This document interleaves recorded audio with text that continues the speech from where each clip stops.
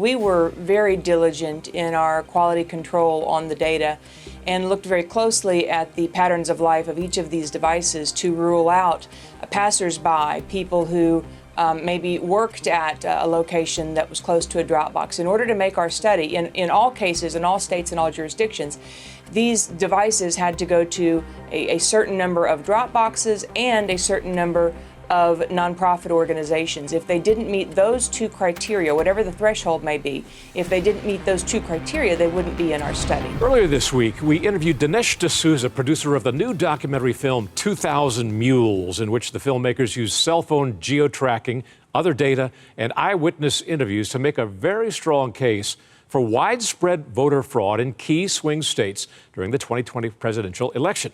Well, today, we follow up with True the Vote's Catherine Engelbrecht, who was instrumental in the film's production and who's been testifying before state legislatures about the extent of voter fraud that her organization has uncovered. Catherine, thanks very much for joining us.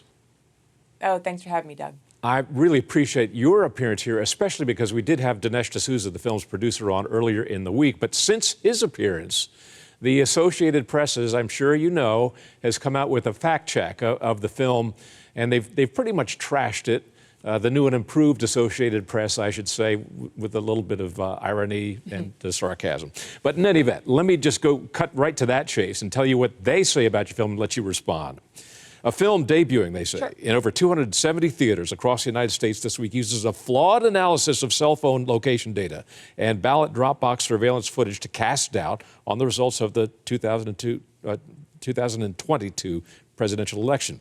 The AP goes on to say that cell phone location data, quote, is not precise enough to confirm that somebody deposited a ballot into a drop box, according to experts. Even at its most advanced, it can only reliably track a cell phone to within a few meters, not close enough to know when someone actually dropped off a ballot or just walked or drove nearby. Your reaction?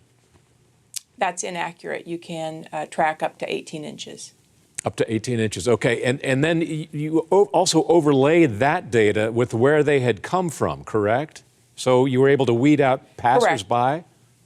Absolutely. We were very diligent in our quality control on the data and looked very closely at the patterns of life of each of these devices to rule out passers-by, people who maybe worked at a location that was close to a drop box. In order to make our study, in all cases, in all states and all jurisdictions, these devices had to go to a certain number of drop boxes and a certain number of nonprofit organizations. If they didn't meet those two criteria, whatever the threshold may be, if they didn't meet those two criteria, they wouldn't be in our study.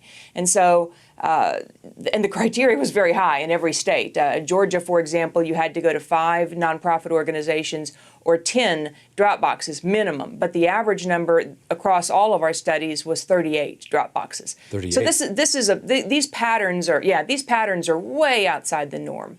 And we did, look, we looked at patterns of life before the election and after the election. If they went to the same path, when there was no early voting, we scrubbed for all of this kind of stuff. Unfortunately, the AP didn't give us that opportunity to respond. You allege in the film, and you have lots of video of people wearing latex gloves or gloves, allegedly, according to you guys, to prevent fingerprints on these ballots. The AP says it may have been cold weather or COVID prevention.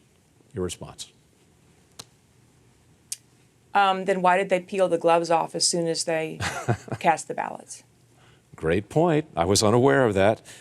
You found some mules who attended riots in some of the cities in that period of rioting in the United States. The AP says maybe they were peaceful protesters.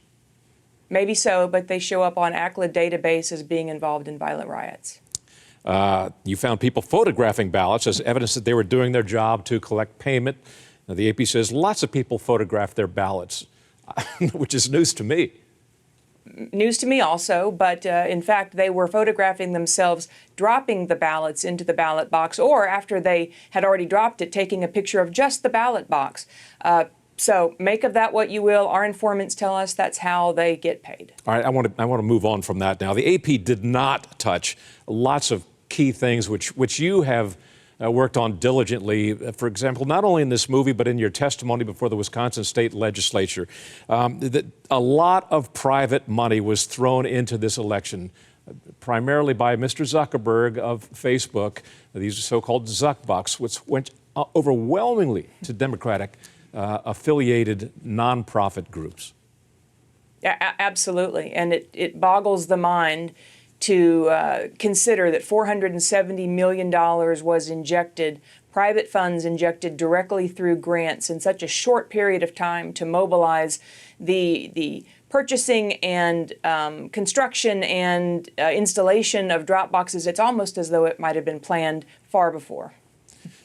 The other issue that the AP did not touch upon here is, and I'm not even sure that I haven't seen the film yet, so I don't know if you touched upon this, but I know you've talked about it a lot in your testimony, that the issue of multiple violations of the United States Constitution in the way that many changes to election processes in this country were done not at the hands of state legislatures, as the Constitution stipulates, but were done by state secretaries of state.